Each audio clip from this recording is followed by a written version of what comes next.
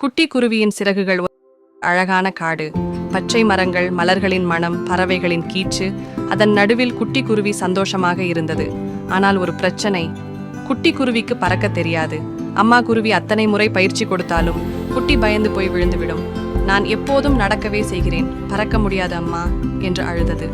ஒரு நாள் கடுமையான மழை, காற்று சுழன்றது, பெரிய கிளைகள் உடைந்தன. குட்டி குருவி ஒரு குட்டி குழியில் விழுந்துவிட்டது. அம்மா அம்மா என்று கூச்சலிட்டது. ஆனால் யாரும் கேட்கவில்லை. அப்போது வானத்தில் ஒரு பெரிய கழுகு பறந்தது. எதற்கும் பயப்படாதே, உன் சிறகுகளை விரித்து முயற்சி செய் என்றது. குட்டி குருவி தயங்கியது. ஆனால் தன் அம்மாவை நினைத்தது. நான் முயற்சி செய்ய வேண்டும். அது சிறகுகளை விரித்தது. ஒரு முறை, 2 முறை, திருப்பி திருப்பி முயற்சி செய்தது. அசாதாரணமாகவே அது மெதுவாக மேலே உயர்ந்தது. நான் பறக்கிறேன், நான் பறக்கிறேன் என்று மகிழ்ச்சியுடன் கூவியது. அதன் பிறகு குட்டி குருவி எப்போதும் தன்னம்பிக்கையுடன் இருந்தது. முயற்சி செய்தால் மட்டும்தான் வெற்றி கிடைக்கும்.